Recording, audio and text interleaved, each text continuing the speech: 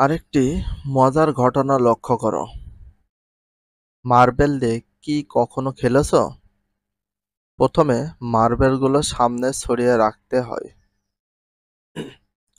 পরে একটু দূর থেকে অন্য একটি মার্বেল দ্বারা ছড়ানো মার্বেলের মধ্যে কোনো একটিকে আঘাত করার জন্য লক্ষ্য স্থির করতে হয়। হ্যাঁ, যখন আমরা যেটাকে বলি টক্কা খেলা বা ঠোকা খেলা বলি, যখন মার্বেল বা গুটি যখন সামনে চালা হয় বা ছুঁড়ে ফেলা হয় দূরে, এবার দূর থেকে নির্দিষ্ট দূর থেকে একটা নির্দিষ্ট মার্বেলকে বা যেগুলো দূরে সরানো আছে তার ভিতর থেকে একটা কি করা হয় ঠুকতে হবে বা টাচ করতে হবে বা আঘাত করতে হবে, সে উদ্দেশ্যে আমরা কিন্তু ছুড়ি।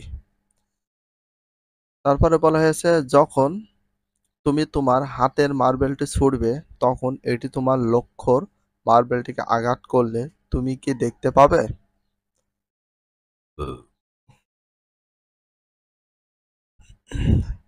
দেখবে মার্বেল আঘাতপ্রাপ্ত হওয়ার পর স্থির অবস্থা থেকে গতিশীল হয়েছে। হয়তো দেখবে এটি আবার অন্য কোনো স্থির মার্বেলকে আঘাত করেছে। যখন আমরা মার্বেলটা স্থির মানে মার্বেলটা ছোড়া হয় যাতে অন্য কোনো মার্বেলকে যাতে টাচ করে বা ঠোকে। যখন ঠোকার পরে কিন্তু মার্বেলটা তখন কি তৈরি হয়ে যায়? গতিশীল অবস্থা হয়ে যায়। মার্বেলটা আঘাতপ্রাপ্ত হওয়ার পরপরই সেটা কি হয়ে যায়? গতিশীল। ঠিক আছে? গতিশীল হয়ে যায়। তখন হয় আশপাশে যেকোনো মার্বেলের সাথে আঘাত পাবে, আর না হয় আশপাশ দিয়ে চলে যাবে। হয়তো দেখবে এটি আবার অন্য কোনো স্থির মার্বেলকে আঘাত করবে। যেটা গতিশীল হয়ে গেছে সেটা কিন্তু আঘাত করতে পারে। অথবা মোট একই গতিতে চলমান রয়েছে। গতিপ্রাপ্ত মার্বেলটির ওপর কোনো বল প্রয়োগ না হওয়া পর্যন্ত এই গতি চলতে থাকবে। হ্যাঁ, গতি চলতে থাকবে কিন্তু আস্তে আস্তে যেকোনো একটা সময় সেটা স্থির হয়ে যাবে।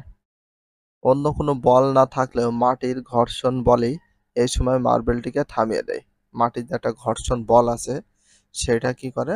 সে মার্বেলটাকে যেকোনো একটা সময় থামিয়ে দেবে। দেওয়ার পরে আরেকটি উদাহরণ দেয়া যাক।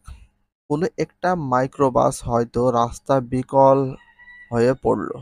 বিকল মানে নষ্ট হয়ে পড়ে গেল যেকোনো একটা মাইক্রো। তখন হয়তো একে পুনরায় চালু করার জন্য ধাক্কা দেওয়া প্রয়োজন। বিকল বা নষ্ট হয়ে গেল তখন কি করবে? সে মাইক্রোবাসটা কি করবে? হয় সে মাইক্রোবাসটা চালু করার জন্য ধাক্কা দিতে হবে, নাই কিছু না করা লাগবে। তখন একজন হয়তো একে ধাক্কা দিলে এটি নাও নড়তে পারে। কিন্তু ৪ থেকে ৫ জন একসাথে ধাক্কা দিলে এটি নড়তে পারে। এমনকি চলতেও পারে। এই অবস্থায় চলে যায়। হ্যাঁ, একা কিন্তু একটা মাইক্রোবাসকে ধাক্কা দেওয়া পসিবল না আমার। ঠেলে বা পুশ করে নড়ানো সম্ভব হয় না। তখন ৪-৫ জন মিলে যদি ঠেলা হয় বা ধাক্কা দেয় কিন্তু সেটা গতিশীল একটা অবস্থা হয়ে যাবে। এখানে বল প্রয়োগের ফলে স্থির বস্তুর অবস্থানের পরিবর্তন ঘটে বা ঘটতে চায়। এখন বলতে পারবে এখানে কি কি ঘটনা ঘটছে? বলের প্রভাবে মার্বেলের গতির বিভিন্ন পরিবর্তন হলো। কিসের প্রভাবে? বলের প্রভাবে মার্বেলের যে গতি রয়েছে সেটা বিভিন্ন গতি পরিবর্তন হলো। কিসের প্রভাবে? মানে বলের প্রভাবে কিসের প্রভাবে মার্বেলের গতির বিভিন্ন পরিবর্তন হলো? বলের প্রভাবে। একইভাবে সাধারণত বল প্রয়োগে স্থির বস্তুকে গতিশীল করা। কি প্রয়োগ করে স্থির বস্তুকে গতিশীল করা যায়? বল প্রয়োগ করে। কি প্রয়োগ করে স্থির বস্তুকে গতিশীল করা যায়? বল প্রয়োগ করে। গতিশীল বস্তুর গতি বাড়ানো বা কমানো যায়। গতিশীল বস্তুকে থামানো যায়। হ্যাঁ, এটা করা সম্ভব। উপরের উদাহরণগুলো থেকে আমরা নিম্নোক্ত সিদ্ধান্ত নিতে পারি। বল প্রয়োগের ফলে কি প্রয়োগ? বল প্রয়োগের ফলে আমরা একটা সিদ্ধান্ত নিতে পারি। কোনো স্থির বস্তু গতিশীল এবং গতিশীল বস্তু স্থির বা হতে চায় বল প্রয়োগের ফলে। হয় স্থির বস্তু গতিশীল হবে আর নয় গতিশীল বস্তু স্থির হয়ে যাবে। চলন্ত বস্তুর গতির দিক পরিবর্তন হয়। চলন্ত বস্তু যে কোনো বস্তু বা জিনিসের গতির দিকও পরিবর্তন হয়, করা সম্ভব বা হয়। কোনো বস্তু আকার বা আকৃতি পরিবর্তন হয়, হ্যাঁ, যে কোনো বস্তু আকার আকৃতিতে পরিবর্তন করা সম্ভব, সেটা কিসের মাধ্যমে? বল প্রয়োগ করার মাধ্যমে। সবগুলো সম্ভব কিন্তু কিসের ফলে? বল প্রয়োগ করার ফলে হয়ে থাকে। অনুরূপভাবে বলা যায়, যা কোনো স্থির বস্তুর উপর ক্রিয়া করে তাকে গতিশীল করে বা করতে চায়, অথবা যা কোনো গতিশীল বস্তুর উপর ক্রিয়া করে তার গতি, আকার, আকৃতি পরিবর্তন করে বা করতে চায় তাই বল। যা কোনো স্থির বস্তুর উপর ক্রিয়া করে তাকে গতিশীল করে বা করতে চায়, অথবা কোনো গতিশীল বস্তুর উপর ক্রিয়া করে তার গতি, আকার, আকৃতি পরিবর্তন করে বা করতে চায় তাকে কি বলে? বল বলে। বৈদ্যুতিক সুইচ অফ অন করা।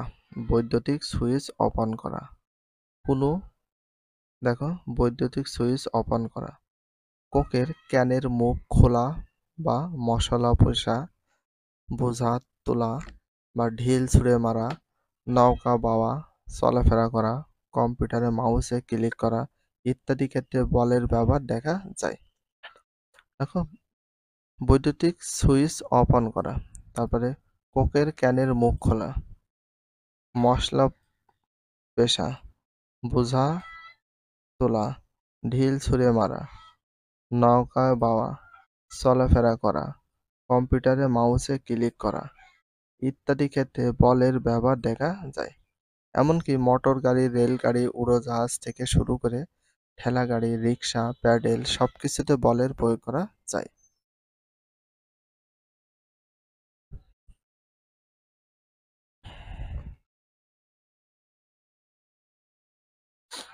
পাঠ ৩, সরল যন্ত্র।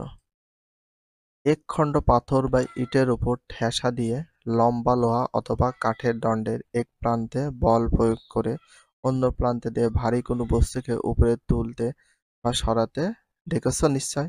হ্যাঁ, লোহা বা কাঠের। ভিডিওটি এখানে শেষ করছি। যদি ভিডিওটি ভালো লাগে চ্যানেলে সাবস্ক্রাইব করতে হলে ফলো করে দিও, তার সাথে একটা লাইক এবং একটা কমেন্ট করে দাও। নেক্সট ভিডিও পাওয়ার জন্য অবশ্যই বেল আইকনটা অল করে রাখো, যাতে নিউ ভিডিও আপলোডের সাথে সাথে সর্বপ্রথম তোমাদের কাছে নোটিফিকেশনটা পৌঁছে যায়। If you love this video please subscribe my channel, like, comment, share, hit the bell icon for getting next video. So everyone take care, love you, আল্লাহ হাফেজ, বাই বাই।